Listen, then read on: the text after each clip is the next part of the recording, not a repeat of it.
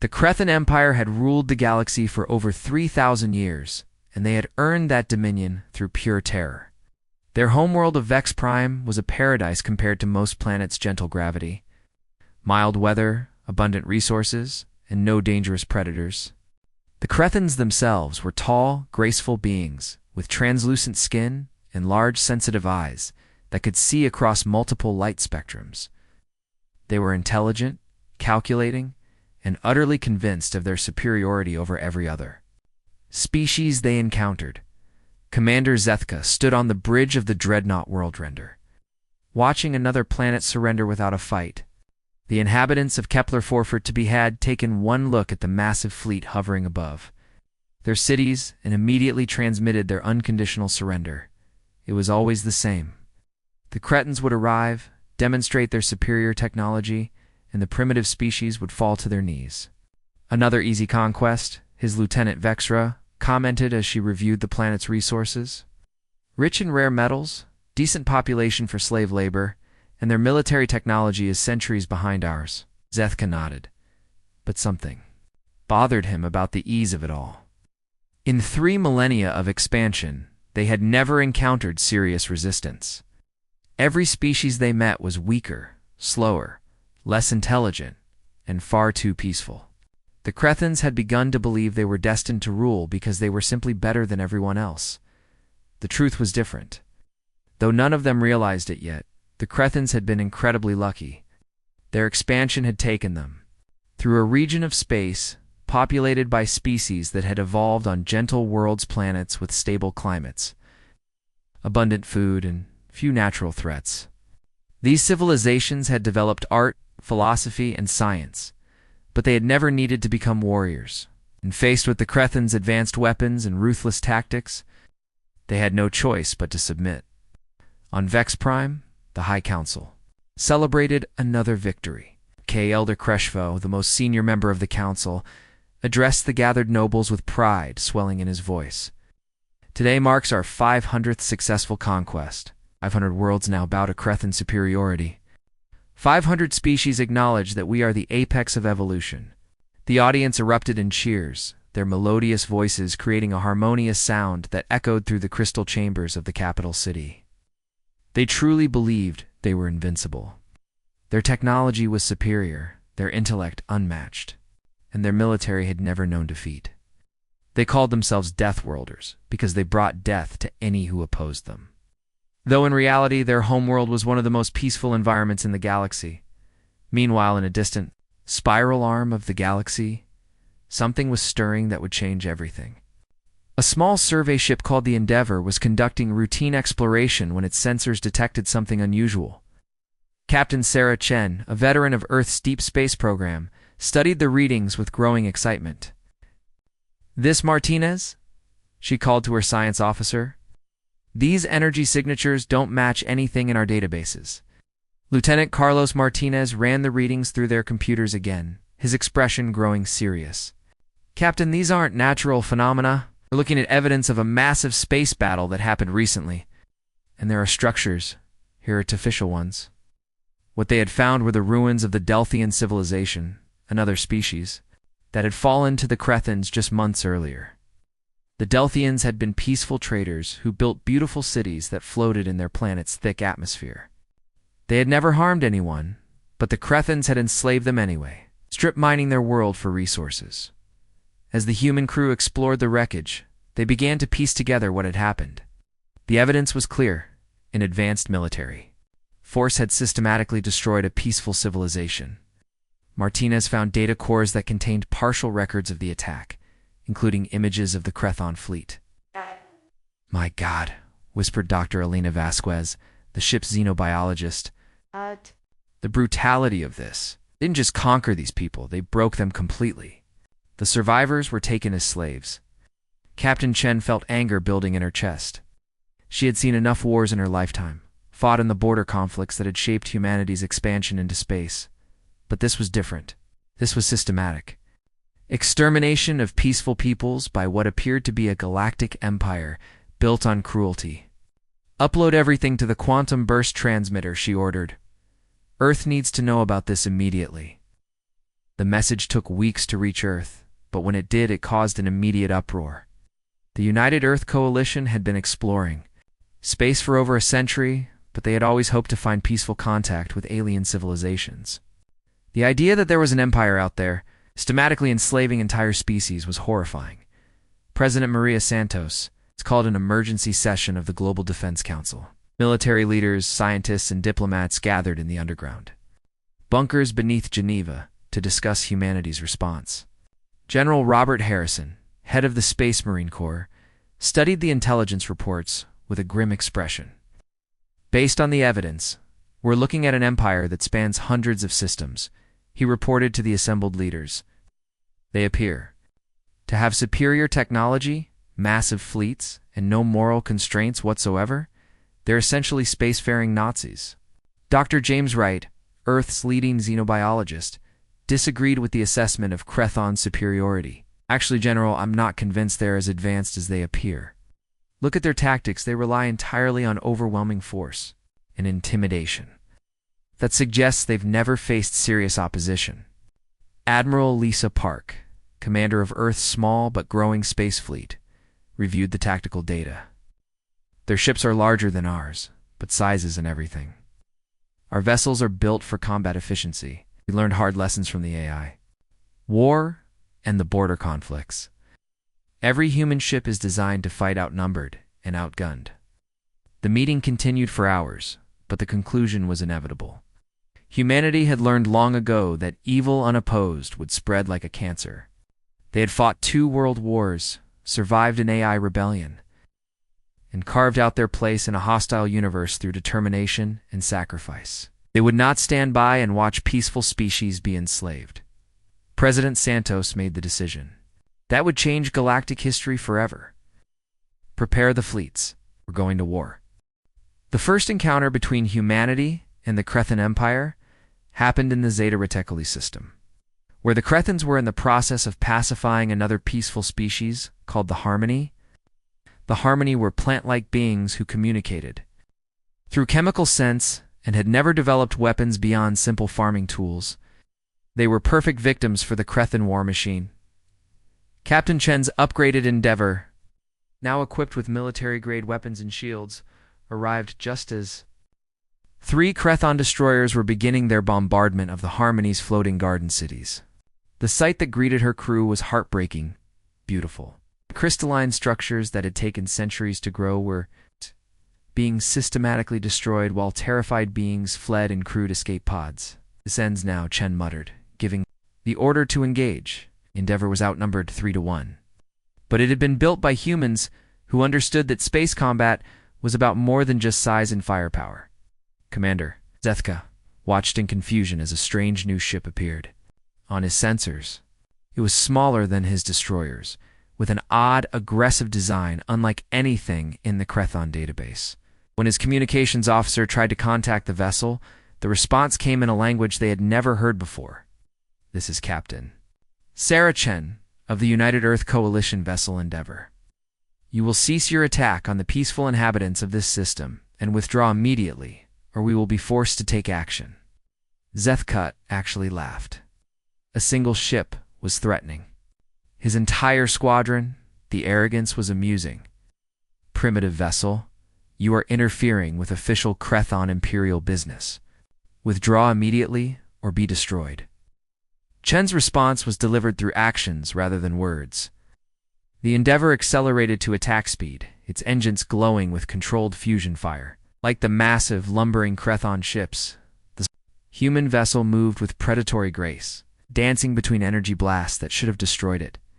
The first Crethon destroyer exploded in a ball of superheated plasma when Chen's tactical officer, Commander Jackson Torres, placed a series of quantum torpedoes directly into its shield generators.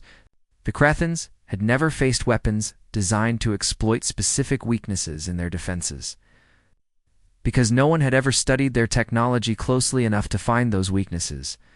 Zethkaz. Remaining ships tried to surround the human vessel, but Chen had learned fleet tactics during humanity's bitter civil wars. She used the debris from the destroyed ship as cover while her gunners systematically dismantled the second destroyer's weapon systems. The third ship, seeing its companions falling to this impossible opponent, attempted to retreat. "Oh no, you don't," Chen growled. "Torres, disable their engines but keep them alive. I want prisoners." Within an hour, what should have been an easy Crethon victory had become their first military defeat in 3,000 years. Zethka found himself in the humiliating position of being captured by what his empire considered a primitive species. As human marines in advanced combat armor boarded his ship, he couldn't understand what had gone wrong. The human soldiers moved with practiced efficiency, their weapons ready but not unnecessarily brutal. They secured the Crethon crew without killing anyone, which confused Zethka even more. In his experience, conquerors were supposed to be cruel and vindictive. Captain Chen entered the bridge wearing her dress uniform, her gray hair pulled back. In a military bun, her face hard with barely controlled anger. She looked at the captured Crethon commander with disgust. "I've seen what you do to peaceful species," she said through the translation device her crew had quickly programmed using captured Crethon data. "The slavery, the genocide, the systematic destruction of cultures that ends today." Good tried. To maintain his composure, "You do not understand the natural order. The strong rule the weak. We are the apex species of this galaxy." Chen laughed, but there was no humor in it. "Apex species? You've been beating up peaceful farmers and calling yourselves warriors? Let me show you what a real apex predator looks like." She gestured to the view screen, which displayed tactical data from the battle. "Your ships are big, slow, and poorly designed for actual combat. Your tactics are clumsy and predictable. Your weapons are powerful but inaccurate. You've been winning because you've never fought anyone who could fight back." The analysis was devastating and accurate. Human military doctrine had been forged.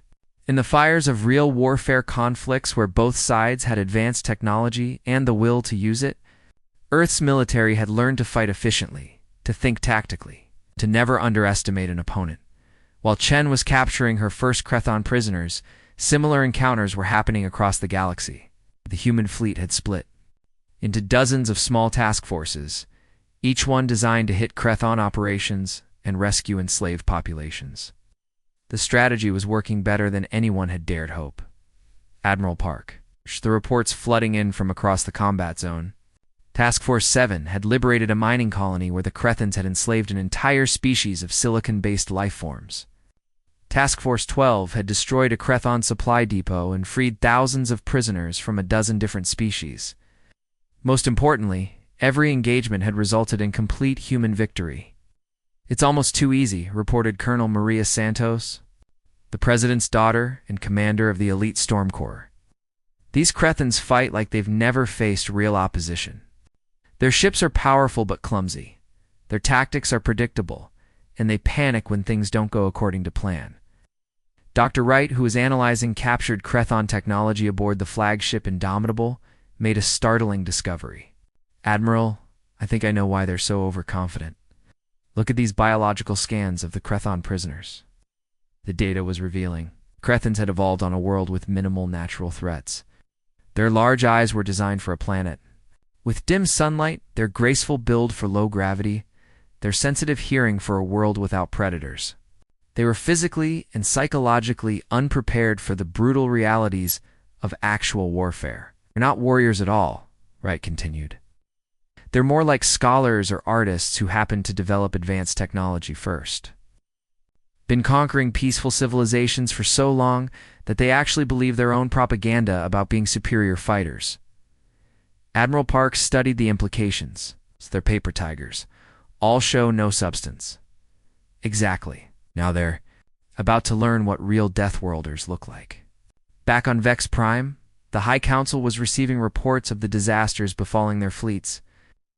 But they couldn't believe what they were hearing. Ships destroyed, commanders captured, entire squadrons routed by vastly inferior numbers of unknown vessels. Elder Kreshfo demanded explanations that his generals couldn't provide. "How is this possible?" he raged at Admiral Kethno, Supreme Commander of the Imperial Fleet. "We are the dominant force in the galaxy. We have never known defeat." "Admiral." Kethno had no answers. The reports coming in described human ships that moved like living things. weapons that seemed to anticipate Crethon defenses, tactics that defied everything the Empire thought it knew about space combat. Worst of all, the humans seemed to be specifically targeting Crethon military assets, while going out of their way to protect civilian populations. They fight like Kethno struggled to find the words, like they understand war in ways we do not. The Elder's translucent skin flushed with anger. Impossible. We are the Deathworlders. We bring death to our enemies. But even as he spoke those words, Kreshivo felt the first stirrings of doubt. 3,000 years of easy victories had made them complacent. Now something new had entered. Their galaxy. Something that fought with a skill and ferocity they had never encountered before. The Crethon. Empire's illusion of invincibility was beginning to crack. The liberation of the Thornweave species marked a turning point in the war. The Thornweave were botanical beings who had been enslaved by the Crethons for over 2 centuries, forced to work in massive hydroponic farms that fed the Empire's expansion. When the human fleet arrived at their homeworld of Verdania, they found a planet stripped of its natural beauty and converted into an industrial nightmare.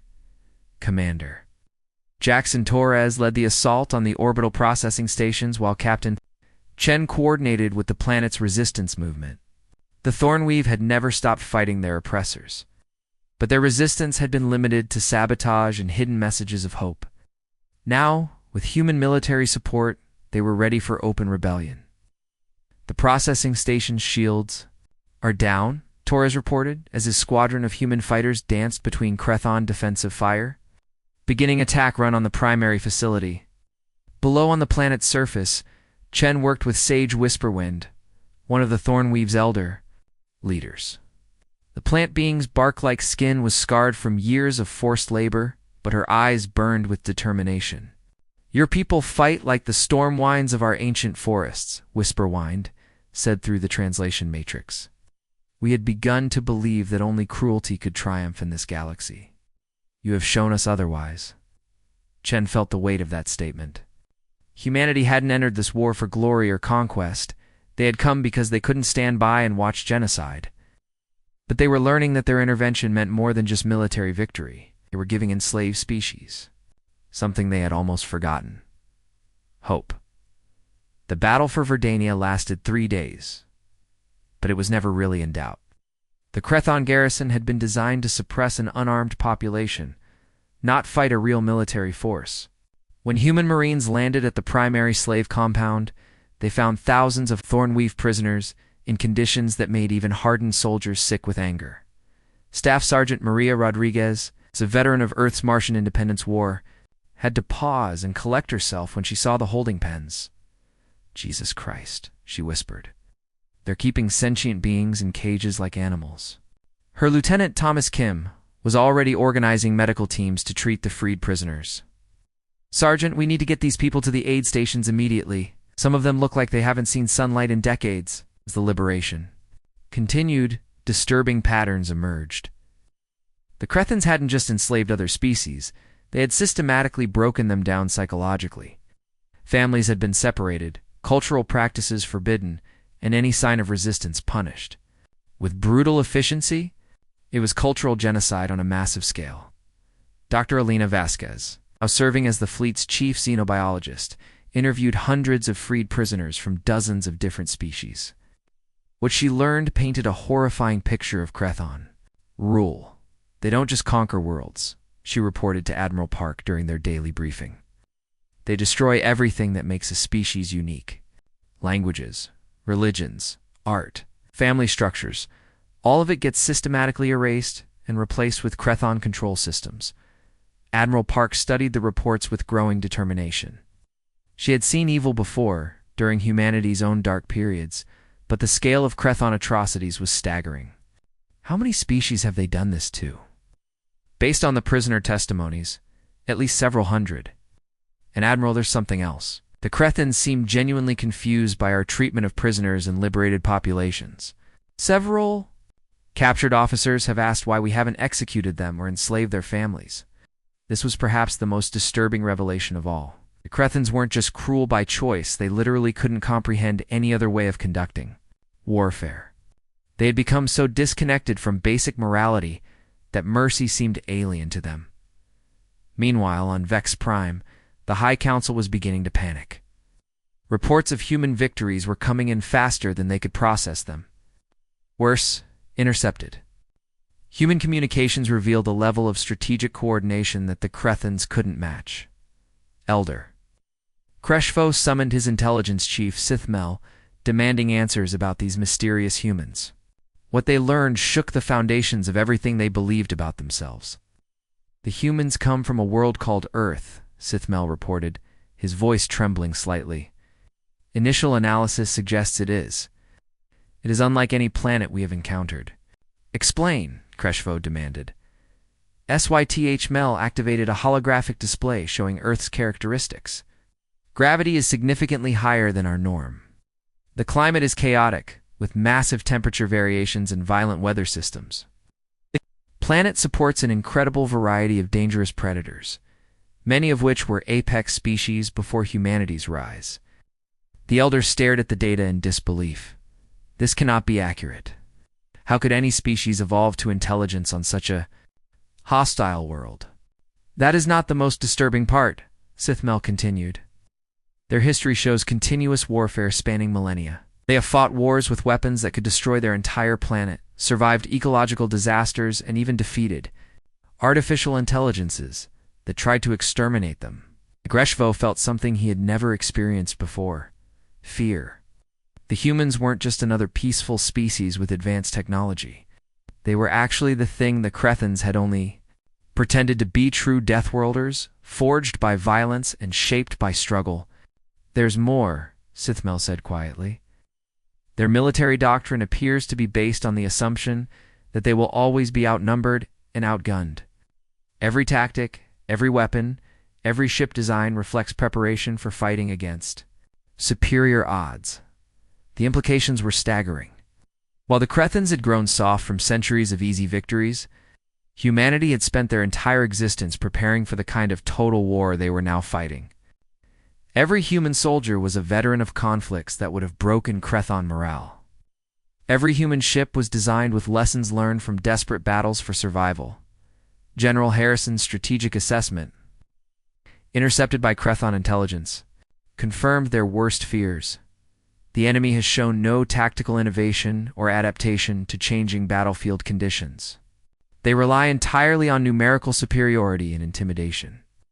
Standard doctrine applies: hit them hard, hit them fast, and keep them off balance until they break. Admiral Park's fleet was already implementing that doctrine across dozens of star systems. Human task forces would appear without warning, destroy Crethon military assets, liberate prisoner populations, and vanish before reinforcements could arrive. It was a strategy that required incredible coordination and discipline, qualities that humanity had developed through centuries of bitter experience. The psychological impact on Crethon forces was devastating. Soldiers who had never faced serious opposition were now dealing with enemies who seemed to anticipate their every move. Ships that had never been damaged were being outfought by vessels half their size. Commanders who had built their careers on easy victories were being systematically outmaneuvered by human officers who had learned strategy in humanity's brutal military academies. Captain Chen, now promoted to admiral for her role in the early victories, received reports from across the combat zone that painted a clear picture of Crethon demoralization. "They're starting to surrender without fighting," reported Colonel Santos from the Rigel sector. "Entire garrisons are laying down their weapons when they see human ships approaching." It was a remarkable turnaround. The species that had terrorized the galaxy for 3 millennia was beginning to crumble at the first sign of real resistance. Their reputation as unstoppable conquerors was revealed to be nothing more than the illusion created by preying on the defenseless. But Admiral Chen knew the war was far from over. The Crethon Empire still controlled hundreds of worlds and commanded fleets that outnumbered humanity's forces by enormous margins. The real test would come when they stopped running and decided to make a stand. That test was coming sooner than anyone expected. The Battle of Crimson Nebula would become the stuff of legends, though neither side expected it to unfold as it did. Admiral Kethno had assembled the largest Crethon fleet in their empire's history, over 2,000 warships gathered in the stellar nursery, where new stars were being born. The nebula's radiation would interfere with long-range sensors, giving the Crethons what they believed would be a tactical advantage. Admiral Sarah Chen approached with just 300 human vessels, but her fleet represented the cutting edge of human military technology. Every ship had been upgraded with lessons learned from previous engagements. Every crew had trained specifically for fighting in nebular conditions. Every captain understood that they were facing an enemy desperate enough to risk everything on a single battle.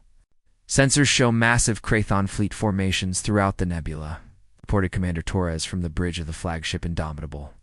Preliminary counts suggest we're outnumbered 7-1. Chen studied the tactical display with the calm confidence of an officer who had learned warfare in humanity's most brutal conflicts. Good odds for us, then. Remember, people, we've spent our entire history fighting outnumbered. They've spent theirs beating up civilians. The battle began when Crethon scout ships detected the human approach and immediately signaled the main fleet. Admiral Kethno was confident that sheer numbers would finally allow them to crush these troublesome humans. He had learned from previous defeats and modified Crethon tactics to rely more on overwhelming firepower and less on individual ship maneuvers. What he hadn't understood was that human military doctrine had evolved to counter exactly this kind of thinking. When faced with superior numbers, human forces scattered into small, independent units that could coordinate through quantum-encrypted communications while remaining nearly impossible to track in the nebula's interference. The first Crethon battle group found itself fighting not a conventional fleet but a swarm of human ships that appeared and disappeared like ghosts in the stellar gas. Captain Maria Rodriguez, now commanding the destroyer Relentless, led her squadron in a lightning attack on the group's flagship. Target their command and control systems, she ordered her weapons officer. Ow. Don't try to destroy the ship, just blind it and move on to the next target. This was another revelation for the Crethons. Human tactics focused on disrupting enemy coordination rather than simply inflicting maximum casualties.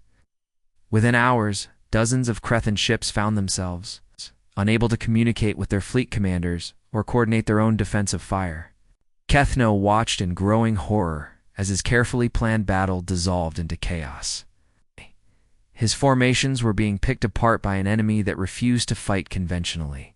Worse, the humans seemed to be rescuing escape pods from damaged Crethon ships, which made no tactical sense to him whatsoever. "Why are they wasting resources on our wounded?" he demanded of his tactical officer. "Unknown, sir. Human doctrine appears to prioritize preservation of life, even enemy life." This was perhaps the most alien concept the Crethons had encountered. In their experience, warfare was about domination and destruction. The idea that an enemy would risk their own ships to save Crethon lives was incomprehensible.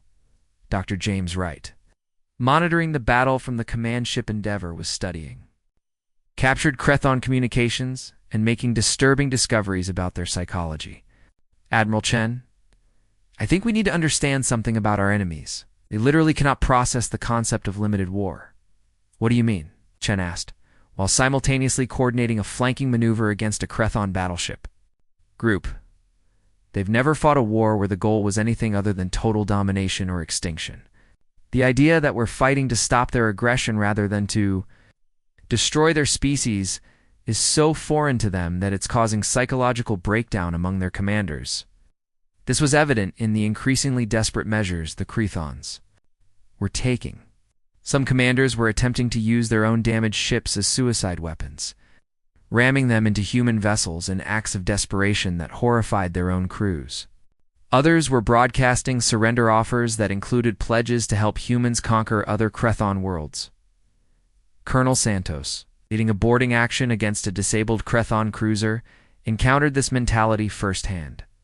The ship's captain, a Crethon officer named Vexcol, immediately offered to betray his own fleet in exchange for his life. "I will give you the locations of all our military bases," he pleaded through the translation matrix. "We'll help you enslave my own people. Just spare me." Santos stared at him with disgust. "We're not here to enslave anyone, you idiot. We're here to stop you from enslaving others." The concept was so alien to Vexed Cole that he simply couldn't process it. His species had never encountered an enemy that fought for principles rather than conquest. The cognitive dissonance was literally breaking down Crethan morale across the entire fleet. As the battle continued, human tactical superiority became increasingly evident. The nebula that was supposed to give the Crethons an advantage became a hunting ground where human ships used every cloud of stellar gas and radiation field to mask their movements. Crethan vessels, designed for impressive displays of force rather than efficient combat, found themselves outmaneuvered at every turn. Admiral Park, coordinating the overall human war effort from Earth, watched the battle reports with grim satisfaction. "They're breaking," she reported to President Santos during their daily briefing. "Not just tactically, but psychologically. 3,000 years of bullying peaceful species has left them completely unprepared for real warfare." The turning point came when Admiral Chen executed a maneuver that would be studied in military academies for centuries afterward. Using the nebula's gravitational fields, she managed to position her entire fleet above the Crethon main formation, achieving the tactical advantage of holding the high ground. In three-dimensional space, the human attack that followed was devastating in its precision. Instead of attempting to destroy the entire Crethon fleet, Chen's forces systematically disabled command ships, disrupted communications, and created chaos in the enemy formations. Within 6 hours, Admiral Kethno found himself commanding a fleet that could no longer function as a coordinated force. The final blow came when human Marines, led by Staff Sergeant Rodriguez, captured Admiral Kethno himself during a boarding action on his flagship. The sight of their supreme commander being taken prisoner by what they considered inferior beings finally broke the remaining Crethan resistance. But it was what happened next that truly shattered the Crethan worldview. Instead of executing Kethno, or parading him as a trophy, Admiral Chen had him brought to the human flagship for a private conversation. The Crethan admiral expected torture, humiliation, or death. What he got was something far more devastating to his sense of reality. "Your empire is finished," Chen told him calmly. "Not because we're going to destroy it, but because the species you've enslaved are rising up. We've been distributing captured Crethon weapons to the populations you oppressed. They're fighting back." Kethno stared at her in shock. "You are arming primitives against us, that is?" "That is not how war is conducted," Chen smiled grimly. "No, that's not how conquest is conducted. But we're not here to conquer anyone. We're here to liberate them. There's a difference, though I don't expect you to understand it." The reports flooding in from across the galaxy confirmed Chen's words. On world after world, enslaved populations were rising against their Crethon oppressors. Species that had been crushed for centuries were remembering how to fight. The Thornweave were using their knowledge of botany to create biological weapons that targeted Crethon physiology. The silicon-based crystalline collective was using their control over mineral resources to shut down mining operations. Even peaceful species were finding ways to resist that the Finns had never anticipated, as Admiral Kethno was led away to comfortable detention aboard a human prisoner transport. He realized that his empire's greatest mistake had been believing their own propaganda. They had called themselves Deathworlders while remaining comfortable citizens of a paradise planet. They had claimed to be superior warriors while only fighting defenseless opponents. Now they were facing true children of a death world beings, who had learned to fight from the moment their species gained consciousness, who had survived ice ages and plagues and wars that would have extinguished the Crethon race entirely. The Battle of Crimson Nebula was over, but its consequences would reshape the entire galaxy. The Crethon Empire's military power was broken, but more importantly, their psychological dominance over their subjects was shattered forever. The age of the false Deathworlders was ending. The fall of Vex Prime was unlike any conquest in galactic history. When Admiral Chen's fleet arrived at the Crethon homeworld, they found a planet in absolute chaos. The news of the military's crushing defeat at Crimson Nebula had spread through the crystal cities like wildfire, triggering mass panic among the civilian population who had never imagined their empire could face defeat. The government desperately tried to maintain control through increasingly brutal crackdowns on dissent. But their security forces were demoralized, and their Leadership was fracturing under the weight of impossible decisions. Elder HFY stood. In his crystal tower that reached into Vex Prime's pristine atmosphere, watching human ships descend through the gentle skies like dark angels of judgment. The tower had been built to symbolize Crethon dominance over the galaxy. Its transparent walls offered a commanding view of the capital city's floating districts and the orbital installations that had once seemed impregnable. Now it felt more like a prison, trapping him with the consequences of 3 millennia of imperial arrogance. Around him, the other council members argued frantically about surrender terms, evacuation plans, and desperate last-ditch military options that everyone knew were impossible. Their voices echoed through the crystal chamber in discordant harmonies that would have been beautiful under other circumstances, but now sounded like the death songs of a dying civilization. Perhaps if we offer them tribute, suggested Elder Winase, his voice shaking with barely controlled terror. His translucent skin had lost its healthy shimmer and taken on the dull gray color that Crethons displayed under extreme stress. Surely they seek wealth or territory like any conqueror. We could offer them the Outer Rim worlds, or perhaps exclusive mining rights to the Helix Nebula systems. HFY laughed bitterly, the sound carrying no humor whatsoever. You still do not understand what we face, Wense. These humans fight for something we cannot comprehend or offer them. They fight for principles that we abandoned so long ago that we have forgotten they ever existed. The irony was overwhelming and devastating. Yes. For 3 millennia, the Crethons had believed that might made right, that superior technology and ruthless tactics were the natural order of the universe. Their philosophers had written lengthy treatises, proving that the strong were meant to rule the weak. Now their scientists had developed theories about evolutionary destiny, and their military had never encountered evidence to contradict these beliefs. Now they were confronted by a species that possessed all the strength they had claimed for themselves, but used it in service of ideals rather than selfish ambition. Admiral Chen had no intention of conducting a traditional planetary assault. Her fleet took up strategic positions around Vex Prime's orbital space, their dark hulls a stark contrast to the crystalline beauty of the Crethon installations, but they made no aggressive moves toward the civilian population centers.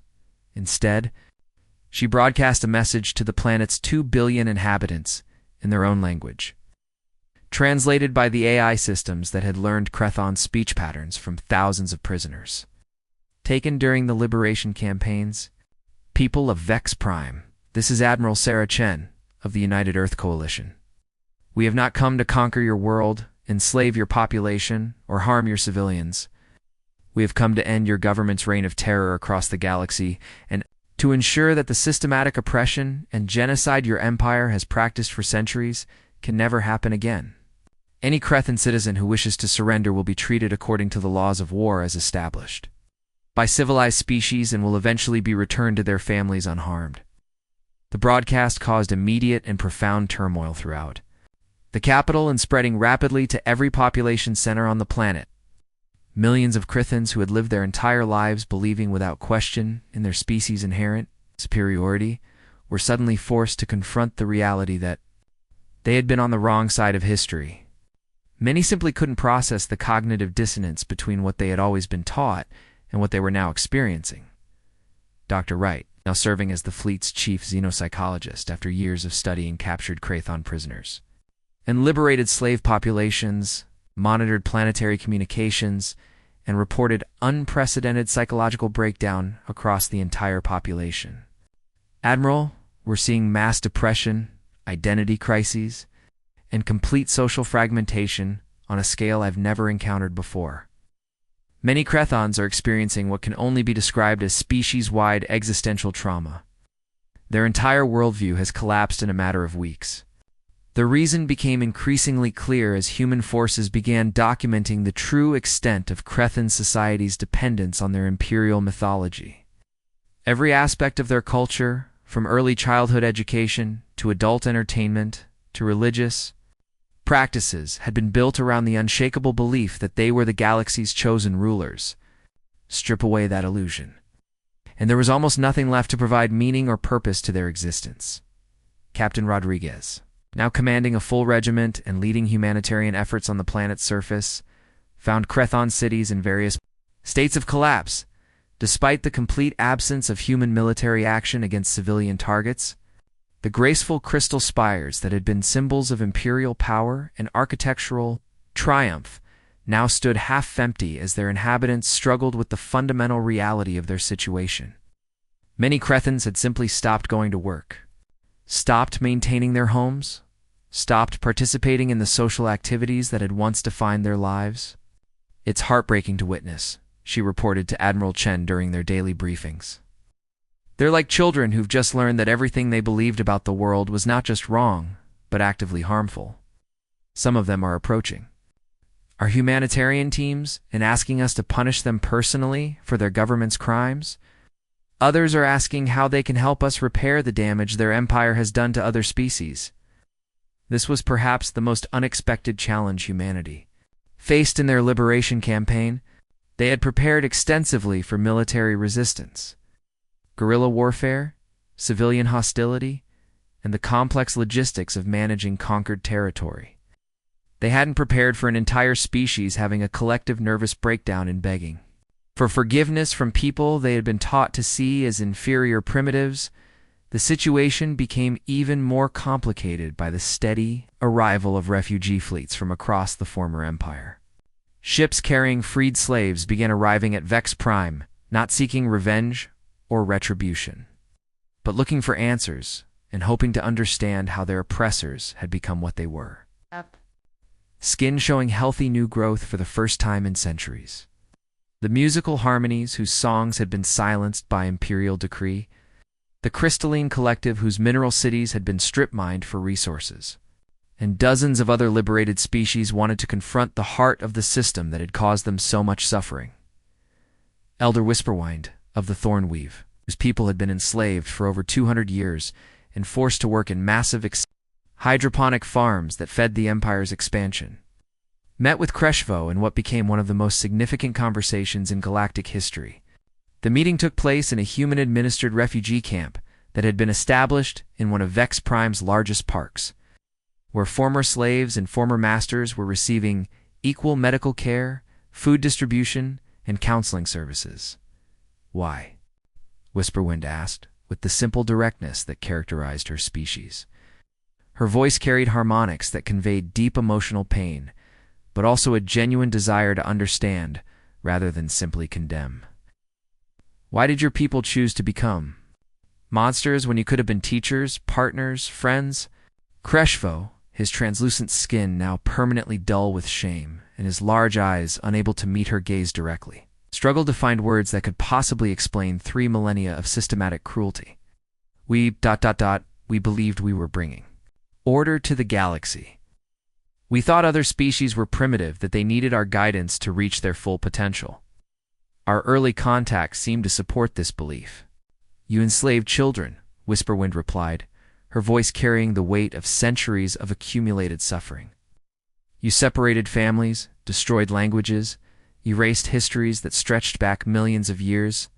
You turned entire worlds into industrial nightmares. You called this guidance?" The conversation continued for many hours, with human mediators and translators facilitating a dialogue between oppressor and victim that would have been impossible under any other circumstances. What emerged was a detailed picture of how the Crethon Empire had gradually corrupted itself through its own success, becoming addicted to the power and wealth that came from dominating others. Dr. Wright documented the psychological mechanisms that had enabled 3 millennia of systematic atrocities with the thoroughness of a scientist studying a particularly virulent disease. "It started with genuine technological superiority," he explained in his regular reports back to Earth that would later become essential reading in xenopsychology programs across human space. The early Crethons probably did encounter primitive species that genuinely benefited from contact with more advanced technology. Its success bred arrogance and arrogance. 5 years after the fall of the Crethon Empire, the galaxy had transformed in ways that no one could have predicted. The galactic council chambers on the neutral world of Haven Station buzzed with voices speaking dozens of different languages. As representatives from nearly 300 species gathered for their monthly assembly, Where once there had been the silence of oppression, now there was the chaotic but beautiful noise of free debate. Admiral Sarah Chen, now retired from active military service, served as the Council's first Secretary General. The position had been created specifically for her by unanimous vote of all member species, recognizing her unique role in liberating the galaxy. She stood at the podium overlooking the vast amphitheater, watching delegates argue passionately about trade regulations, environmental protection, and interspecies cooperation protocols. "Order, please," she called, her voice carrying the quiet authority that had once commanded fleets. "We need to address the Rigel mining dispute before we can move on to the cultural exchange programs." The dispute was typical of the challenges facing the new galactic order. To recently liberated species, the crystal-based shimmerers and the gaseous cloudkin, both claimed rights to the same system of asteroid belts. Under the old empire, such conflicts had been resolved by Crethon decree, usually in favor of whoever provided the most slave labor. Now, the Council had to find fair solutions that respected the rights and needs of all parties. Elder Whisperwind of the Thornweave, now serving as the Council's chief mediator, had developed innovative approaches to such problems. Perhaps the solution lies not in dividing resources, but in sharing them, she suggested. The shimmerers need rare crystals for their reproductive cycles, while the cloudkin require metal particles for their atmospheric processing. Why not establish joint mining operations that serve both purposes? It was a simple idea that would have been impossible under imperial rule, where competition was encouraged to prevent subject species from cooperating against their masters. The new galaxy operated on different principles that humanity had helped establish, but not imposed. Dr. Elena Vasquez, now director of the Galactic Rehabilitation Institute, had spent the past 5 years documenting the recovery process across hundreds of worlds. Her reports painted a picture of resilience that amazed even hardened veterans of humanity's own struggles. "The healing continues," she wrote in her latest report to Earth. "Former slave species are not just rebuilding their cultures there, creating new ones that incorporate their experiences of oppression into strength. The Harmony people have developed musical forms that can literally heal psychological trauma. The Crystalline Collective has learned to grow structures that actively purify damaged ecosystems. Crethons themselves had undergone perhaps the most dramatic transformation of all. The species that had once ruled through fear was now contributing to galactic recovery in ways that reflected their unique capabilities. Their advanced medical technology, once used to keep slaves healthy enough to work, was now being freely shared to treat the lingering effects of centuries of abuse. Their sophisticated transportation networks, once used to move resources from conquered worlds to Vex Prime, are now facilitating trade and cultural exchange between formerly isolated species. Former Elder Kreshvo, now simply called Teacher, Kreshvo, had established schools throughout former Imperial space where young beings from different species learned together. The sight of Crethon children playing alongside the offspring of species their parents had once enslaved was powerful evidence of how completely the galaxy had changed. "We cannot undo the past," Kreshvo often told his mixed classes of students, "but we can choose to build a better future. The humans taught us that strength without compassion is not strength at all, it is merely the illusion of power." Captain Maria Rodriguez, now commanding the research vessel New Horizons, had spent the past 3 years exploring regions of space that had been forbidden under imperial rule. Her discoveries had revolutionized galactic understanding of the universe's complexity and beauty. "We found 17 new species just this quarter," she reported during her regular briefing to the Council. 3 of them have developed technologies we've never seen before, and all of them had been hiding from Crethon scouts for centuries. There's a whole galaxy out there that we never knew existed because the Empire was too focused on controlling what it already had. These discoveries had led to another revolution, one of knowledge and wonder. The galaxy was far more diverse and mysterious than anyone had imagined. Ancient civilizations that had gone into hiding were emerging to share wisdom accumulated over millennia. Young species that had been prevented from exploring space were now launching their first interstellar missions. The transformation wasn't without challenges. Some former slave species struggled with the concept of freedom after centuries of controlled existence. A few groups had turned to violence, unable to process their rage in healthy ways. Several species had initially rejected all contact with the galactic community, preferring isolation to the risk of renewed oppression. Admiral Park, now serving as Earth's ambassador to the Galactic Council, worked tirelessly to address these problems. Freedom is harder than slavery, she observed during a particularly difficult mediation session. Slaves only have to obey orders. Free beings have to make choices, and choices require responsibility. Humanity's role in the new galaxy was complex and sometimes uncomfortable. Many species viewed humans as natural leaders because of their role in the liberation. Others resented human influence, seeing it as just another form of domination. Earth had to walk a careful line between providing necessary guidance and allowing other species to determine their own destinies. The solution came from an unexpected source: the youngest generation. Children who had grown up after the war, regardless of species, seemed naturally inclined toward cooperation rather than competition. They formed friendships that crossed species lines, created art that blended different cultural traditions, and asked questions that challenged their elders' assumptions about how the galaxy should work. Zara Chantorez, the daughter of Admiral Chen, and Captain Torres, was typical of this new generation. At 15 years old, she spoke 7 different alien languages fluently and had friends on 12 different worlds. Her school project, a collaborative effort with young beings from across the galaxy to design a new type of space station, had been approved by the Council for actual construction. "You old people make everything so complicated," she told her parents during a family dinner on Earth. "Why can't everyone just be nice to each other? It's not that hard."